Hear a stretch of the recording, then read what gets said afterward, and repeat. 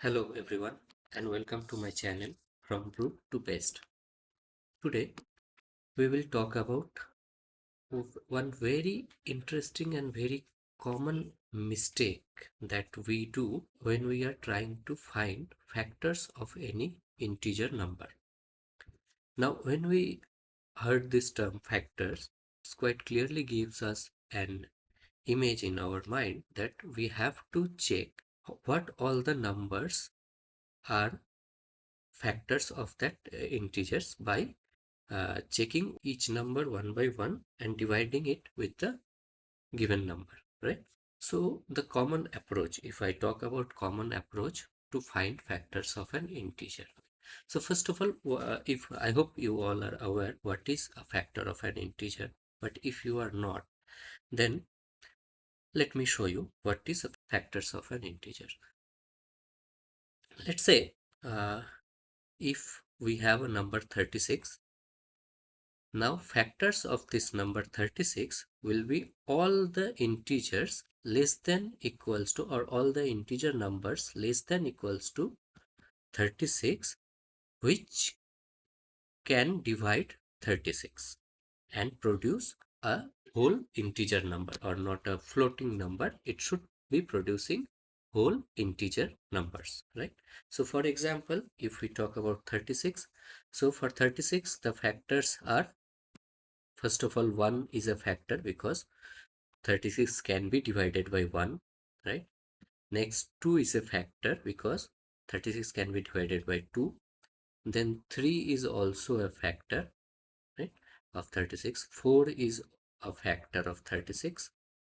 Then 5 is not a factor of 36. 6 is again a factor of 36. 7 is not. 8 is not. 9 is a factor of 36. Then 12 is a factor of 36 and 18 is a factor of 36, right? And finally the number itself is a factor of 36, right? So 36 itself is factor of 36. Now here you can see all these numbers. If we divide 36 by all these numbers, it will produce us a whole integer number. It will not give me any floating number, right? So for example, if we consider, let's say 5, or let's say 10. So 36 can be divided by 10 where the output will be 3.6, right? So if we divide 36 by 10, what will be the output? Output will be 3.6. Now 3.6 is not a whole integer number, it's a float number. So that's why the 10, we will not consider 10 as a factor for 36. Okay, we will only consider all the numbers which will divide the given integer and produce a whole integer, not float, yeah, or double numbers, correct? Now, so now since you got an idea about what are the factors of an integer, now let me show you how we generally approach for this problem, or what is our brute force approach of this problem. Okay, now brute force approach is quite simple, right? What we will do, we will simply traverse all the digits starting from 1 up to the given number n, for in this example 36. So we will iterate through all the integers from 1 to 36 and check whether that integer divides 36 or not. If it divides, then we will consider that integer as factor, and if it doesn't, we will ignore that integer, right? So let me show you. So what will be our brute force approach? Brute force approach will be quite simple here. We will simply have a for loop. For we will start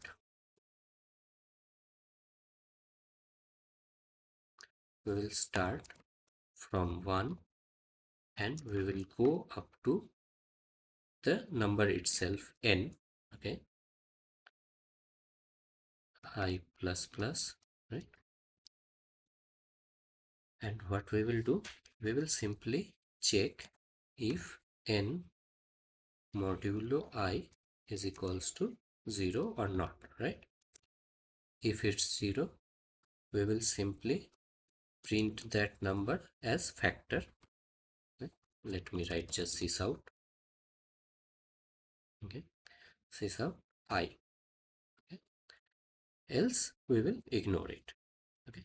Now this approach looks quite simple and quite correct, right?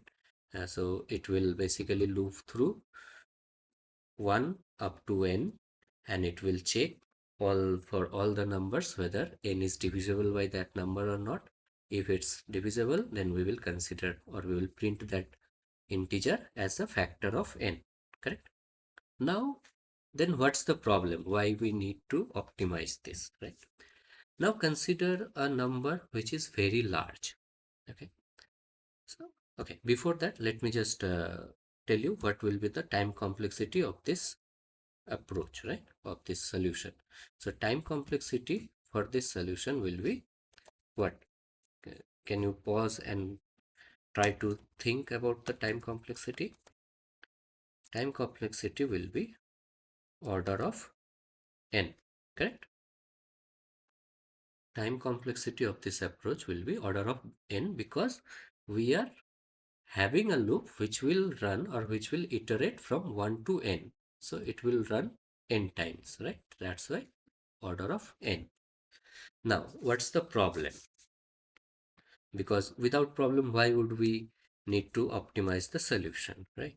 So problem, what is the problem? Now let us consider a number which is very large. Okay, so for example, let's say a number which is 10 to the power 9, or 10 to the power not 9, let me say 10 to the power 18. If we have a huge number, for example 10 to the power 18, so this brute force approach, it will take 10 to the power 18 iteration to find all the factors, correct? Now suppose I have a very fast machine which is calculating the iterations in a very fast manner. Okay, so for example, let's say for every iteration it's taking only 10 to the power minus 9. So this is the amount which my system is taking to calculate one iteration of this for entire for loop. Okay, so this is a very huge, this is very fast operation, right? 10 to the power minus 1 seconds of every iteration.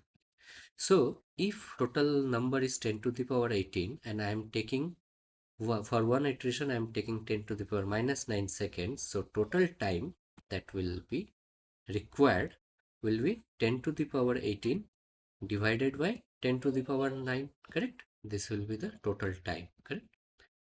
Let me write here total time is equals to this. Okay, now what will be the answer, final answer, correct? Final answer minus 9 will cancel out here, so the total time finally we will have is 10 to the power 9. I hope you are getting the problem, right? So 10 to the power 9 second. If my CPU is very fast, which is taking around 10 to the power minus 9 seconds for each iterations, and I have to calculate factors of 10 to the power 18s by going 10 to the power 18 times of iteration, it will take me total 10 to the power 9 seconds to complete the iteration, right? So if you calculate this 10 to the power 9 seconds, it will roughly give you around 31 years. If with this logic, I want to calculate the factors of 10 to the power 18, it will take me 31 years to complete. So if I write the program and run the program today, it will get completed after 31 years and few months. So as you can clearly see that this is not the optimized solution because it will fail for large numbers. Then what will be the optimized solution for this? So again, as I told in my previous videos as well, to find the optimized solution, we first have to find the pattern, because pattern is something which helps us to identify the problem correctly and to approach the solution. Okay, now what's the pattern here? Okay, let me write again. Okay, so what we have number as 36, correct? 36 as number. And what are the factors of this number? Factors are 1. Okay, or let me write it this way. Factors are 1 into 36, because factors always comes in pair. If 36 is getting divided by one number, let's say I, then n by I will also be a factor of the same number 36, right? So this is also 36, so we don't need to write equal to. Then second factor is 2 multiplied by 18, correct? Then third factor is 3 multiplied by 12, correct? Then fourth factor is 4 multiplied by 9. Next factor 6 multiplied by 6. Next it's 9 multiplied by 4. Again 12 multiplied by 3 and 18 multiplied by 2.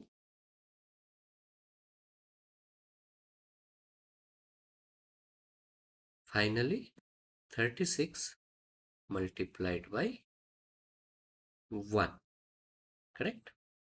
So these are all factor pairs for number 36. Now let me zoom out a bit. Can you see the pattern here? After a certain number, the pairs starts repeating itself, right? So after this position, or after this factor 6 comma 6, the next factor is actually we have already find. So 9 is multiplied by 4, which we already have 4 multiplied by 9. Similarly 12 multiplied by 3, 3 multiplied by 12. 18 multiplied by 2, 2 multiplied by 18. And 1 multiplied by 36, 36 multiplied by 1. So one pattern which clearly tells us that we don't have to find all the integers separately. If we can find one factor, automatically we are finding the other factor, the second factor. So the question comes is, or till when we should have the iteration, right? What will be our breakout condition for the iteration, correct? That's the question. What it tell us? Let us replace it with I and n. So factor will be always I and comma n by I, right? So this will be our pair of factor. Till when we should go? See, when the factors are getting or when the factors are starting repeating itself. When I is actually becoming greater than n by I, right? See the condition here. For all these factors where I is actually less than or equal to n by I. But the moment I becomes greater than n by I, that time it starts repeating, right? So we can clearly say that till when I is less than n by I, we should check the numbers. and the moment I becomes greater than n by I, we will break the loop. So here the condition we will have is till I is less than or equal to n by I, or simply this we can write this way, that I into I is less than equal to n, correct? Or so we can use this condition, right? Or we can use this condition, okay? Or we can use one more condition, is this I less than equals to root over n, correct? Because we have here I square less than equals to n, so we can perform square root on the both side, which will give us this equation I less than equals to root over n, right? Now let us come here, let us come to this problem, okay, and let us find what will be the time taken if we break our loop with this condition, right? If we have this condition over here, either I less than equals to n by I, or I square less than equals to n, or I less than equals to root over n. All three conditions are valid condition. We can use any of the condition. Now, if that's the condition, so automatically, now again, our iteration is taking, each iteration is taking 10 to the power minus 9 seconds. But our number of iteration has now reduced to root over n, correct? So automatically the total time taken here will become actually root over 10 to the power 18, because our number is 10 to the power 18. So root over 10 to the power 18 divided by 10 to the power minus 9, correct? Actually not divided by 10 to the power minus 9. Actually, sorry, my bad. Just let me modify here. It should be 10 to the power 9 only. Why? Because 10 to the power minus 9 times taken by each iteration. So for 10 to the power 18, we will actually multiply it with 10 to the power minus 9, which eventually give us 10 to the power 18 divided by 10 to the power 9, right? Same here, it will be 10 to the power 9. Okay, so root over 10 to the power 18, it will automatically become 10 to the power 9, right? And 10 to the power 9, 10 to the power 9 will basically cancel each other, and it will give us actually 1 second, right? So finally, finally finding factors of a number using brute force with their complexity of order of n, it was taking around 31 years, but a slight optimization in our approach, which reduced the time taking from 31 years to 1 second, right? Can you see the difference here, or can you understand the requirement of optimizing our solution or optimizing our algorithm?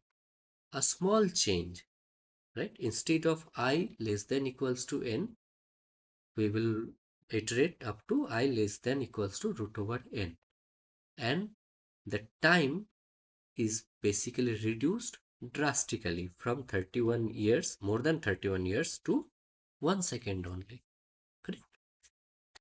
Okay, so I hope this explanation helps you to understand why optimization is required, why we should always try to go with the best solution from brute force solution, right? So if this explanation is correct, now let me show you the implementation of this optimized approach in Java.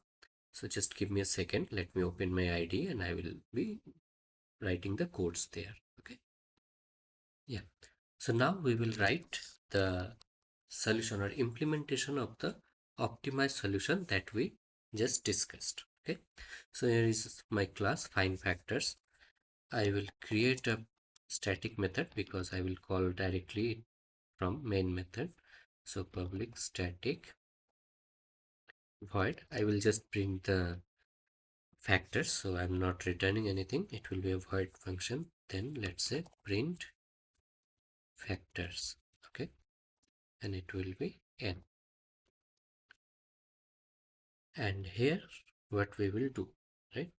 We will simply iterate through I equals to 1, sorry,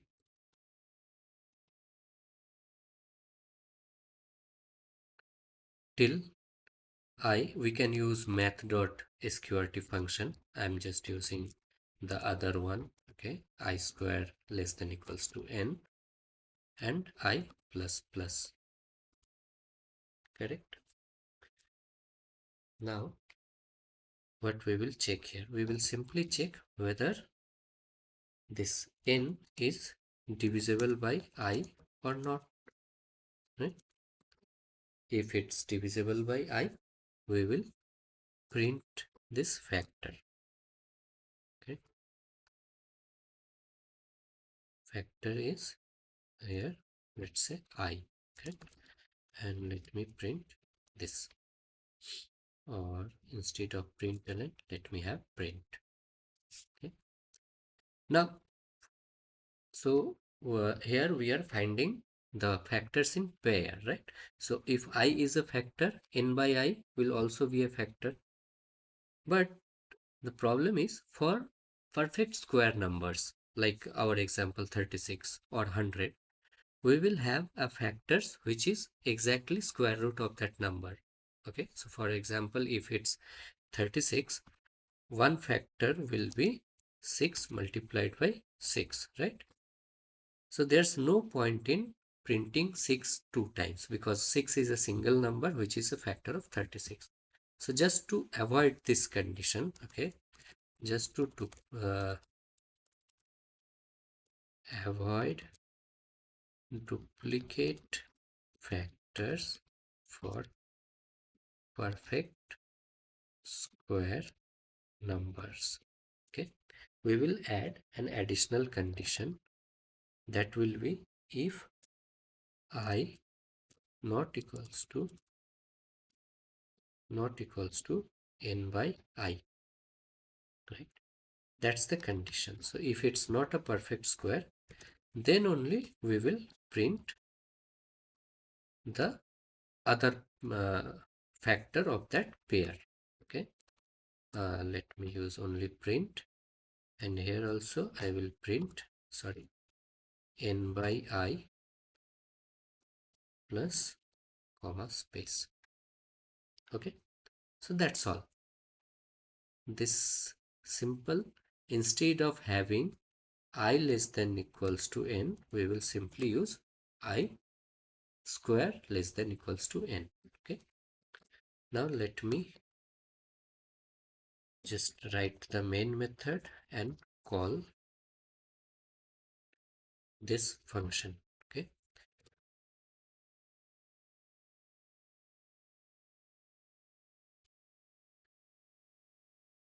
so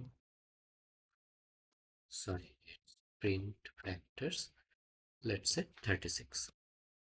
Okay, now let me run this code.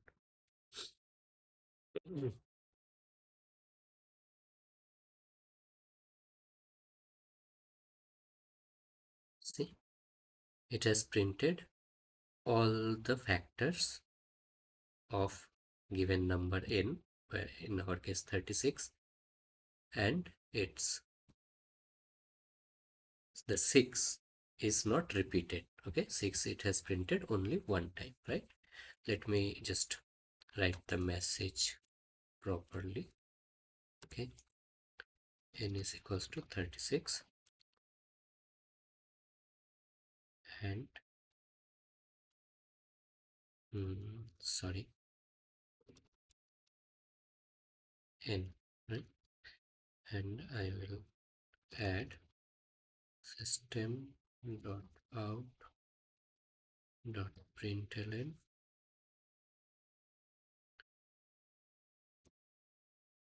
sorry, yeah, it will not return anything, right? So factors of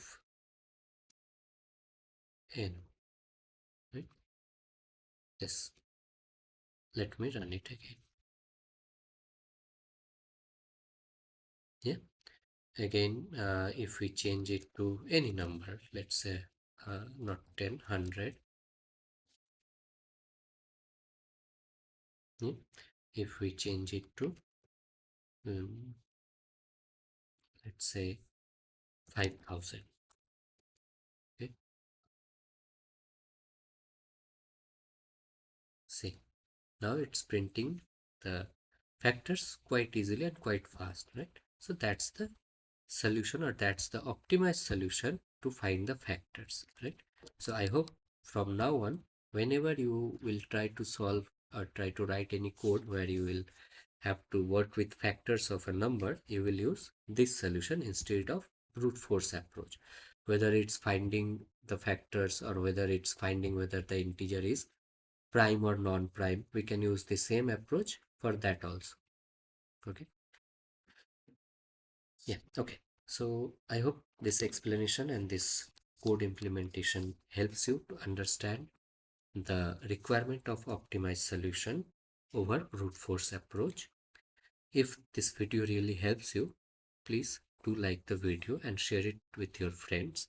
And if you haven't subscribed to my channel yet, please subscribe to my channel. Thanks for watching this video. We will meet again in my next video.